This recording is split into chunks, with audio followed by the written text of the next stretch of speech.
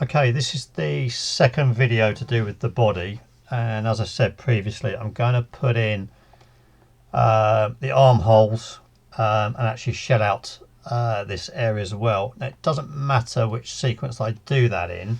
It's probably best that I shell at the moment. From your paperwork, your drawings on the LEGOMAN body 0001, you'll see that there is a nominal wall thickness of 1mm. So to shell, all you have to do is follow what I'm about to do, really.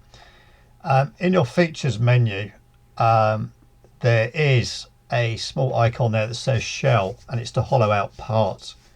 So if I just go on to click it, and it's asking me for the face to remove. I've also got the default there, so I want to change that default first. Let's change that to 1mm. Okay, and the face that I want to remove, and that's the underneath face. Now I can actually highlight with a preview, and it shows you there, but it's actually going all the way up into the neck as well. I can't avoid that at the moment, and it doesn't actually do any harm. And to be honest, when you're injection molding, that would not be a solid. We will explain in manufacturing later on, but let's just give that a green tick and just show you what it's done. So if I just press the center mouse button, you can see it's hollowed all the way up, and that is good efficiency on that. So I now have that hollowed out piece. If you look at the drawing I've given you, it's not hollowed out, and that's probably bad design on my part from it, but I actually think the part itself is not, because that's a tiny little bit that might break off. Anyway, I'm going to concentrate on doing these little armholes. Got to be careful what you say there. So again, I'm going to go to sketch, and it says again the planar surface. I want to do that side, so that area is now my plane for drawing in. So I'm going to go to my center line, and I'm going to put a center line in, if I can, from there down to that there. And you'll see that is my sort of reference point now. It doesn't matter roughly where it is, but we can see it may be a little bit difficult when I come to position this, as you will realise, because there is an angle, but we shall try. So I'm now going to go to my circle tool, and I'm going to snap to the line. I'm going to draw a circle out. Perfect. And I'm going to go smart dimension, and I'm going to put a diameter, which I don't think I have put on the drawing. Hopefully by the time you get this, you will actually have a diameter. I will check in a second, but I'm just going to put a diameter on that. I'm going to put 4mm in. So just create that 4mm, and you can see there for now that it's still blue. Why is that? It's because I can move it up and down that line. I can't move it left to right on there, so I need to find a measurement from that. From your drawing, you'll see that I've put a dimension in more of an angle actually, for that to go in. So I probably need to put a height in for you, but let's try and see if we can look at that. Let's go to smart dimension, and let's just see what it does. But on that point there to that point there, no, it won't do it. It needs really to be from there to there. Let's put in 8mm at the moment, but pay attention to the drawing you've got. It's the principle I'm going to show you, and it also show you I can come back in later on and actually change these dimensions once I've checked them. So that's fine. Now I could give it the tick up here, or the green tick here. I'm actually going to go that step further. I'm going to go to features, and this time I'm going to use the command extrude cut. So click on extrude cut, and by default it goes through blind. Okay, if I change that to through all, it will go through the next bit as well, but I don't want that to happen. So I'm just going to do it blind for now, or I could do up to next, but that's fine. So default 6mm there, because that was my last extrusion, and there we go. I have an armhole that side. Now, what do I do next? Okay, I could do exactly the same again on that side, or I can use the mirror command. Now, I probably need to have a plane here, but there are several ways of doing it. So let's try this one first. If I go to mirror, and it's extrude cut, and it's asking me for mirror face plane. Now, I don't think I've got a plane in that center. Let's have a quick look. What's that one there? Let's just go around a bit more. Let's just tilt it. No, not that one. Not top plane and not right plane. So what I need to do is I need to put a plane down this center. So let me just come out of that. So I go, if you remember, to my reference tool, and I go to plane. Okay, and it's asking me for 3 reference points. I'm actually going to take, I'm going to find a reference point there, that center point there. Go with me on this, you'll understand. You see it, I'm going to go for that point there. And I need to find a center point or midpoint there. Now you see it's gone blue, so I know that is dead center. So I'll tick that. I will now go to my mirror command. Okay, and it's asked me features to mirror. Now I can either click on that, and you see it's done it that way, or if I go in again, if I go to mirror, I can go to this little icon here, click down, and it gives me all the last things I've done. This is your history or your command tree. So I can click on extrude cut, click on that one, does it automatically, give it a green tick. I now have 2 armholes. I'm actually going to go back and check those dimensions on another drawing I've done previously, so just hold fire 1 second. Right, I have checked. I've got the diameter of the hole right, that is 4mm, and if you want to go back and check that, if I go over to my design, or the history tree, the command tree, click on that there, go to sketch. If I right hand click and I go to edit sketch, okay, that there tells me the dimensions 4mm. I could go in and just change that. What I am going to do is change this, because actually it's 6mm from the bottom here.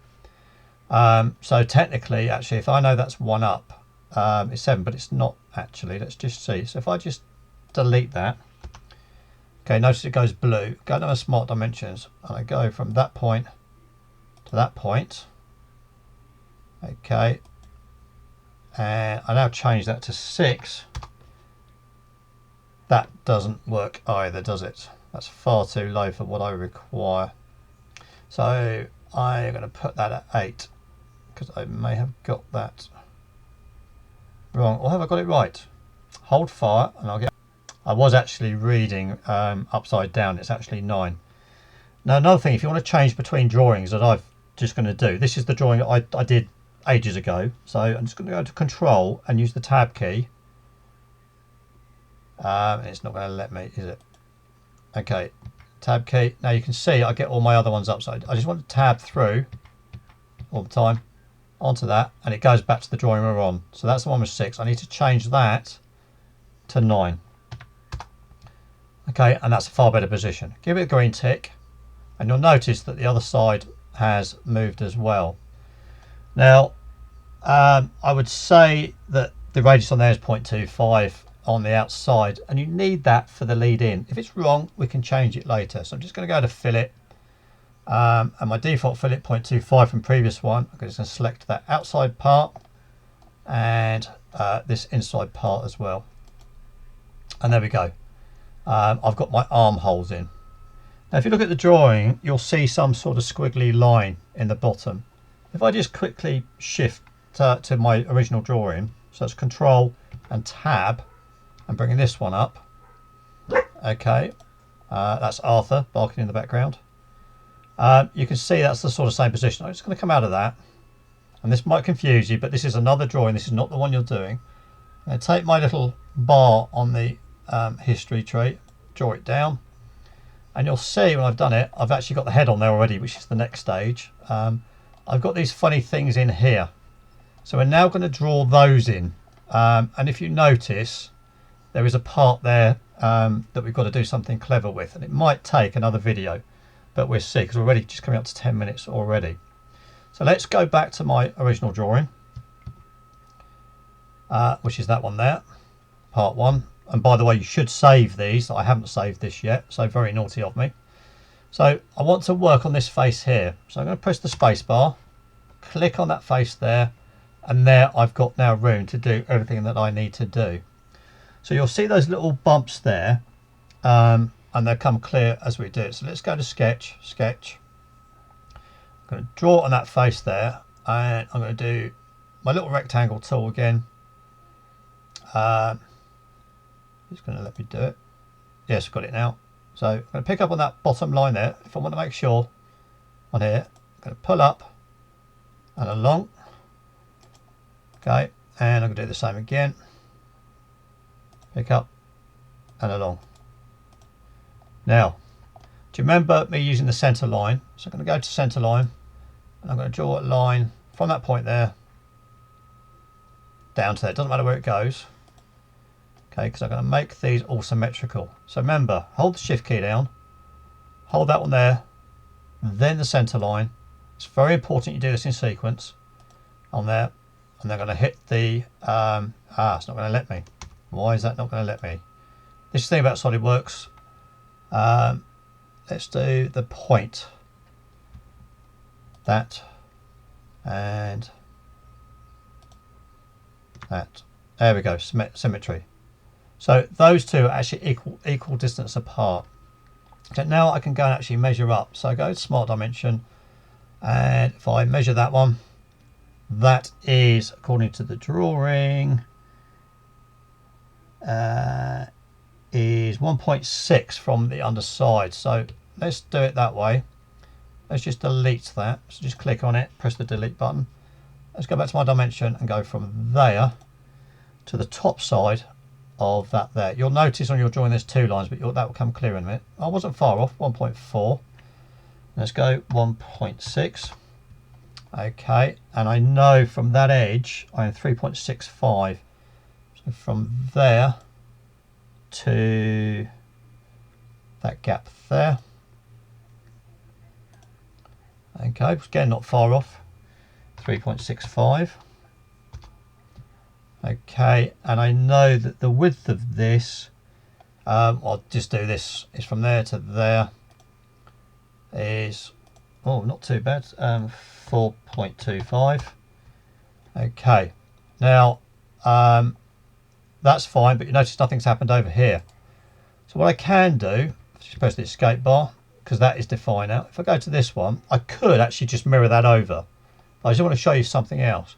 If I click on there, and then hold the shift key down and click on the equivalent over this side. Okay, let go of the shift key. I go to equal. Perfect. If I then do the same with that one and then press that top one and press equal, and what I'm doing is I'm giving these parts relations, and you notice that's there. So that is identical. So if I change anything on here, it will change it over there as well. Now what I am going to do, I'm going to draw another center line in from there to there. Okay, there's more ways of doing this than you can imagine. I'm then in the sketch tool palette, I'm then going to mirror entities. Okay, and it's asking me for entities to mirror, so I'm going to click on that, that, and that.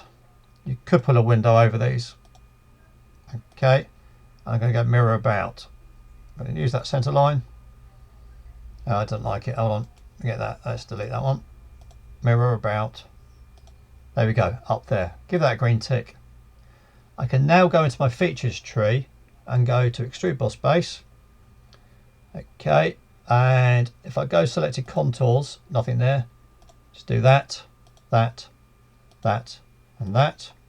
Perfect. I don't want that other one. It's going the wrong way. So let's just go up to surface or up to next. Let's do up to next. Click it inside. It's not that I want. It's that one there.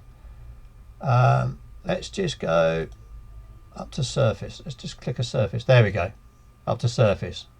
And make sure the merge is there. And then click that there.